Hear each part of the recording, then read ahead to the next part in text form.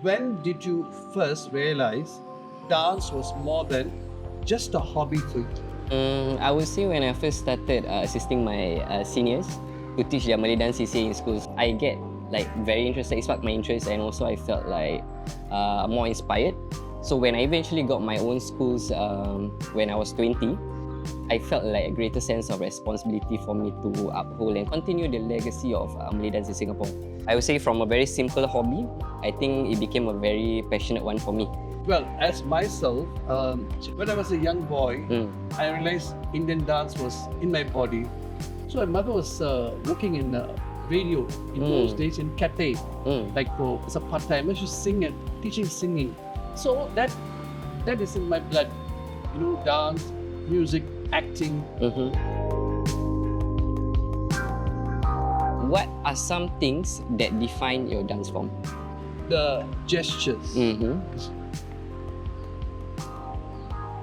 This can be a necklace, or can be a bangle, or can be like a flower. But when you put in a lyrics or a dance form or a meaning, so it makes sense. You have to use your body to convey the message. Agreed. For Malay dance, like we have these 5 basic genres that we use as a foundation and also a guideline for us Malay dance practitioners. Like I think we're very familiar with joget, yes, roget. Then we have asli, we have inang, masri, and also zapin. And I feel like these 5 different genres have their own unique traits and also stories. I think same goes for any of the classical dance as well. For example, for asli, it's always about to showcase the feeling of longing or the feeling of love. And as for other genre of dance, I would say like zapin, we actually picked that out from the Arab traders back in the olden days, and we form it into a Malay context of zapin. I feel like these 5 actually defines Malay dance. I've seen Sapin. Yes. What makes Indian dance Indian? What makes Malay dance Malay? For Malay dance, we always emphasize the importance of moral values and ethics in our dance. So qualities like humility, modesty, respect, and graciousness can easily be seen in our movements. In dance, we have this movement called the whisper right and left. So it's just basically like we twirling our fingers. Okay, so this is to mimic the motion of whispering from one to the other. Then also we have this movement, placing of flowers, and also like buang bunga, which is just very simple but very effective in the sense. And for the guys, usually we open our hands bigger. For I think Malay dance or any other forms, like we have gender specific movements as well. So for men, bigger, more dominant, and for the females, I think it will be more demure in the sense. So one fine example is when the female dancers usually perform with a male during a partner work. Usually the female will lower their gaze and prevent direct eye contact. I think this is to set like social boundary between each other and also to prevent any misinterpretation when they are dancing. So yeah. So I feel like at the end of the day, it's all these qualities and also values that define Malay dance. Very interesting. What makes Indian dance Indian? Basically, is for entertainment. Because, as I know the history, the dances were performed in temples in those days, like 2,000 years ago. Yeah. And they performed in temples and in the king's court. So there's a structure, like for example, what is a warm-up item? Yeah. It's called the alaripon, meaning blossoming of a flower.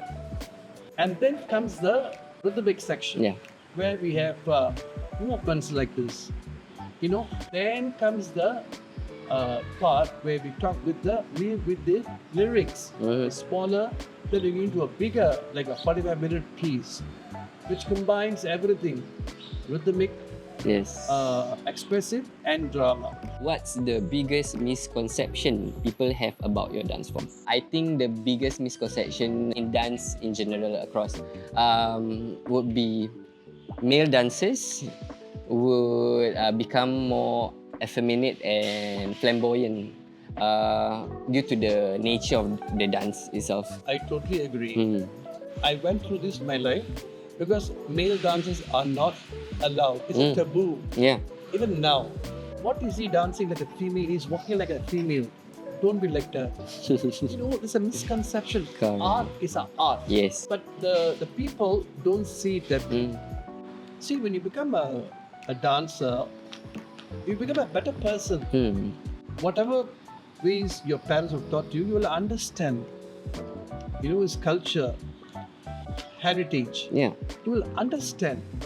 If this dance form slowly is disappearing or disappeared, what do you think we would lose as a society? Indefinitely, you'll be losing our cultural identity, because I feel dance and also culture, it actually carries like values, history. When we lose something like this, something so precious, I would say that you will lose a sense of belonging. You will forget who you are and you forget where you come from. Any society, we need the dance form in each society in its own way. Yeah. Because it has own beauty, the music, the costume, the props. It's very beautiful. You have to understand and enjoy it. Yes. Now, if that stops, then no use. It goes for everything, being Indian, or Chinese or Malay. So, last question for the day. What do you hope to be remembered for? My dance, of course. That I have to agree. Dance, of course. I hope to be remembered for my sincerity in learning and dancing on stage. Because I feel like dance itself is a part of me. And it is something that I truly enjoy doing, enjoy sharing. Because as a dance instructor also, I feel like greatest happiness when I see my students actually perform their best.